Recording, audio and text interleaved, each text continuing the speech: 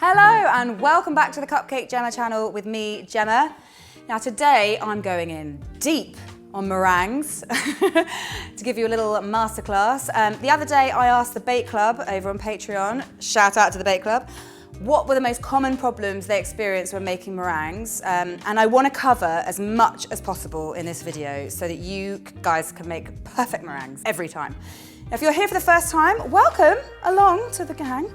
If you've never been here before, there are loads of masterclass type recipes where we go in a little bit deeper on specific things and techniques and recipes, as well as hundreds of recipes for delicious bakes, and also the odd top tip on where to get your tasty treats while you're out in London.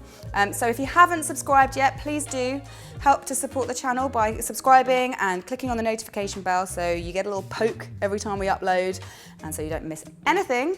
And also, if you do want to join the Bake Club, you will have access to us, access to chats and Q&As and all sorts of things. You'll have access to live bake-alongs.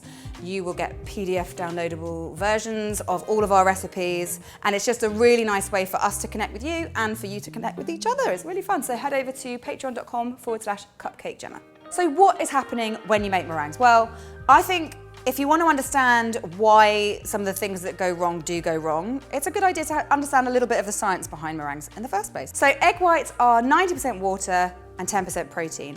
And the proteins are long strands that are all bunched up and kind of floating around in the water.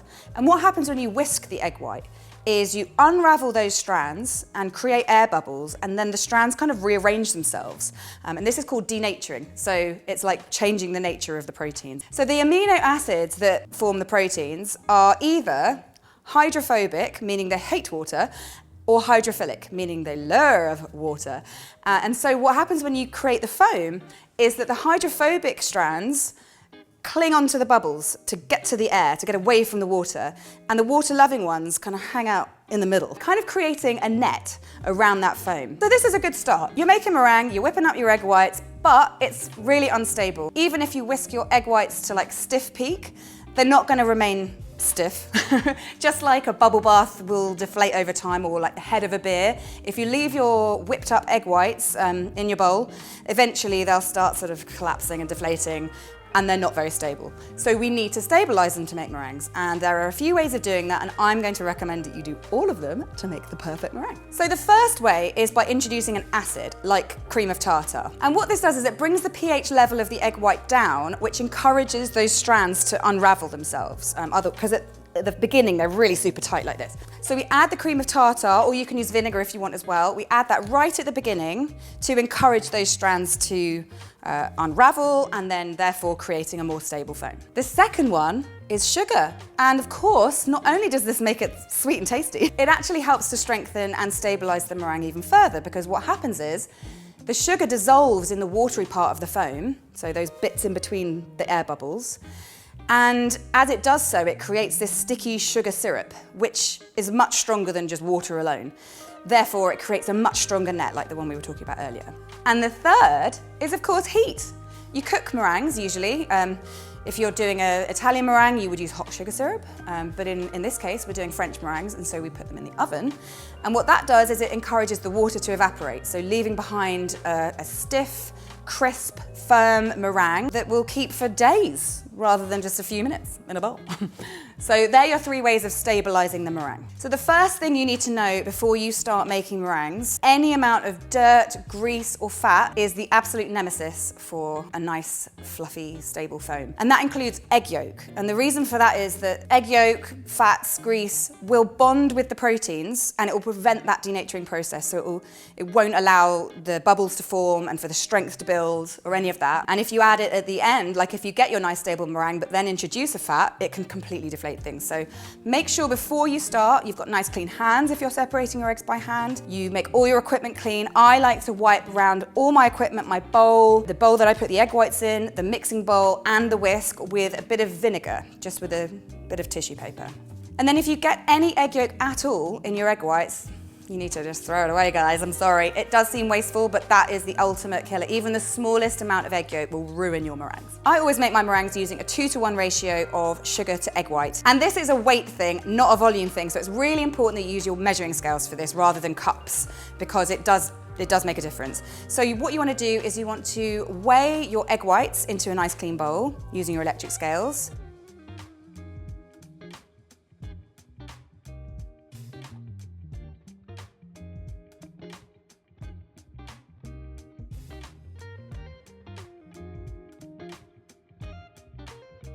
And then weigh out double that weight in your sugar. And what kind of sugar, I hear you ask? Well, you can actually make meringues with pretty much any sugar, with varying degrees of smoothness and fluffiness and success and time. But I found that caster sugar is by far the best for just white, lovely, classic meringues. They have a nice fine grain. If you can't find caster sugar and you're in a country where granulated sugar is more popular, you can use granulated sugar, but I would recommend putting it in a food processor just to blitz it up a little bit. I don't recommend using icing sugar or confectioner sugar, because this does sometimes have an anti-caking ingredient which can mess with your meringues, but also I feel like it just dissolves a bit too quickly to add that structure and that strength that we were talking about. There are differing opinions on whether fresh eggs or old eggs are better. You've probably found various recipes that call for either. But as a guideline, older eggs, which are sort of broken down a little bit more in their shell, will whip up faster and fluffier and will have a really nice uniform foam, but a fresher egg will make a more stable meringue. So it's completely up to you. If you have either of those things, you will be able to make meringue.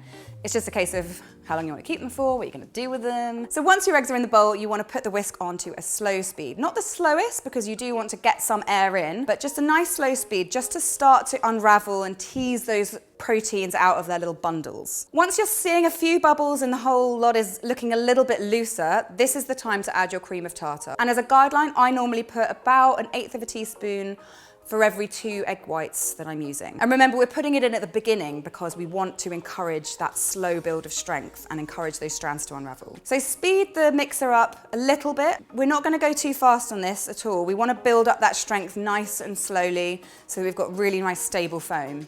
Now you can definitely add the sugar too late, but you can't really add it too early. And in fact, I've had really good results putting the sugar in right at the beginning with the egg whites before I've even turned the mixer on. It does sometimes bake a little bit less crisp and white than the perfect meringue. But if you want to do that, that's totally up to you. You can definitely add your sugar too late. If you overbeat your egg whites, and if you've ever done this, you'll know what it looks like. What happens is the proteins unravel so much and get all separate that the water completely leaches out from the foam. You'll start with a nice foam, and then it'll just like become this like flotsam that's horrible and grainy, and then the watery part will be completely separate. And really, there's no coming back from that at all. You'll just have to chuck it in the bin and start again, I'm afraid. But you can also add the sugar too late, because you need to give the sugar time to dissolve before you've overbeaten the eggs. So I find that the sweet spot is when the egg white is still not pristine white. It's still got a bit of an off-white vibe going on, but it's loose and foamy, like this. Always add your sugar a tablespoon at a time. If you add it all in one go, the sugar's going to have to work really hard to find that water in between all those bubbles. Whereas if you add it a tablespoonful at a time or so, you're gently introducing it. It's got plenty of water to choose from to absorb into, and you're building that strength nice and slowly as well. So once all of your sugar is in, you can then increase the speed a little bit more, up to about a medium speed, medium-high. I found that medium speed is about right, because you're trying to balance the creation of bubbles with the dissolving of the sugar. And if you have it going too fast, too quickly, create too many bubbles too quickly, then the sugar's really struggling to find that water in between. So a nice medium speed, and if you want, you just build that speed up as you go. And why do we want the sugar to dissolve? Well, I did mention earlier it kind of creates this sticky, sugar syrupy net.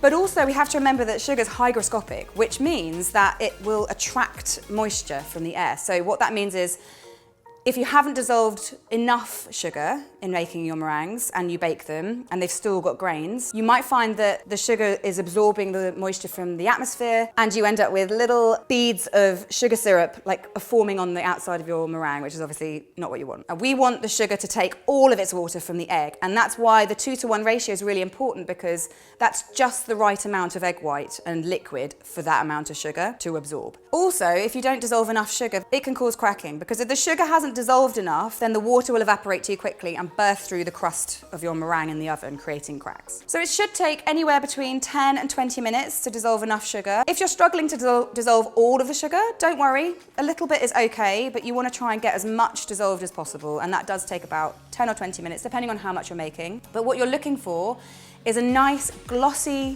white meringue, really stiff. When you pull out your whisk, it should hold stiff peaks, and then it's ready. And you can check the grain situation just by rubbing a little bit between your thumb and forefinger, and if it seems really, really grainy, just keep on mixing. So I've preheated my oven to 100 degrees C, and I use a fan-assisted oven, so make your adjustments wherever you need to. But I also have a couple of baking sheets here, which I've lined with baking paper, and I've also just held them down with some bulldog clips because our oven's really blowy. So now that you have your meringue mixture ready, it's completely up to you how you shape it. I really like a classic mound, but you can also do piped nests as well if you're feeling fancy, or even a little meringue kisses, or we call them poops here at Crumbs and Doilies. If you're scooping, you can just use a couple of spoons just to get some of that mixture and then just push it off onto the baking sheet, give a little bit of shape. If you want to make a nest, you could just press the spoon into the middle just to create a little divot.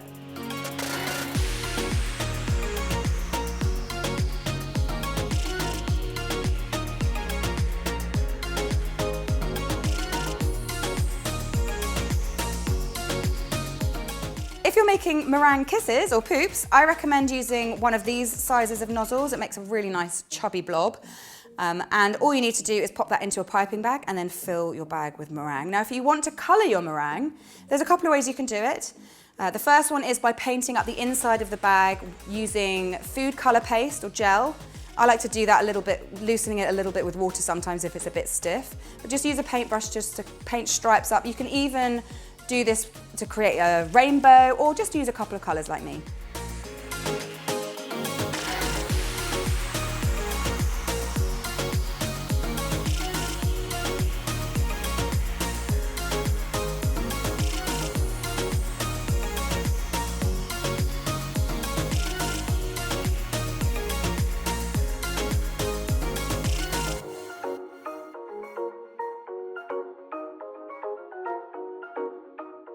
If you want a solid colour, then you will need to take out a little bit of your meringue, use that to colour a more concentrated, strong version of the colour that you're after. And then once you've mixed that through, introduce that back into your white meringue and then fold it through. Or you can use the whisk if you're still using the mixer.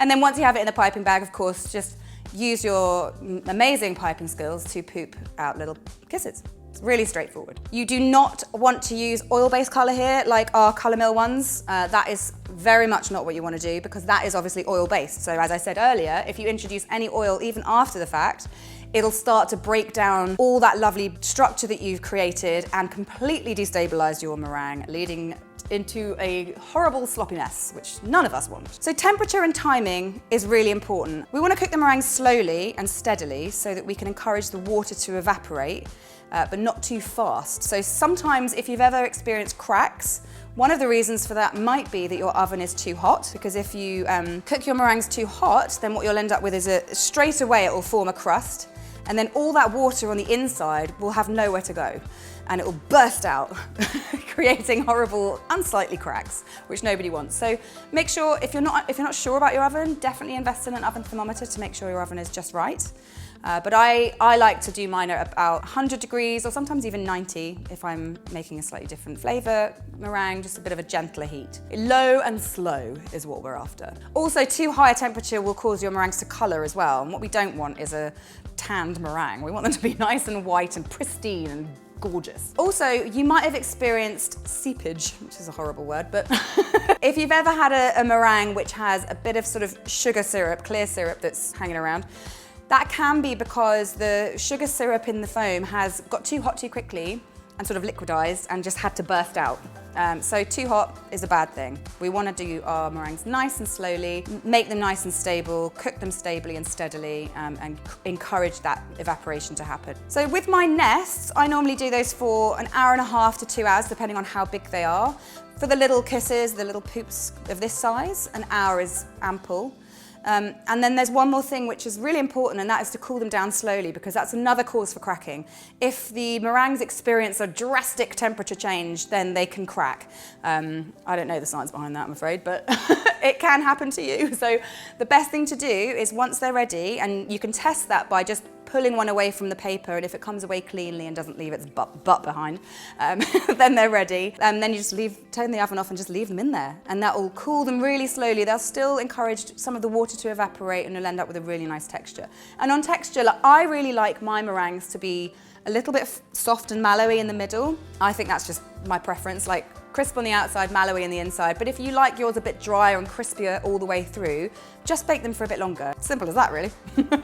And once you've baked your meringues, you can use them in a variety of ways. You can use the little kissy poop poops to decorate your cakes and your cupcakes. You can crush up the bigger meringues and put them in puddings and things, or even serve them whole alongside a tasty dessert. Why not? The main thing is that you want to keep them in an airtight container until you need them. Of course, don't forget, sugar's hygroscopic, so even if you've done your best work dissolving all that sugar, it will still want to suck it in from the atmosphere. So that's particularly important if you live in a humid country, humid climate, or if your house has a really bad case of damp. Get those babies into an airtight container. And that's it. I really hope that this has been informative for you. I hope that you can return to this video when you're struggling with your meringues. If you do have any more questions or any more problems that I haven't covered, then please put them down there in the in the comments box below. I'll do my best to get to them and answer them if I can. And that's it though. Sally will be back next week with a really sweet sugar paste cake for you guys, teaching you all those sugar pasty skills. And I'll be back soon. So until then, happy meringue making. I'm going to crack one of these open and have a little nibble on it.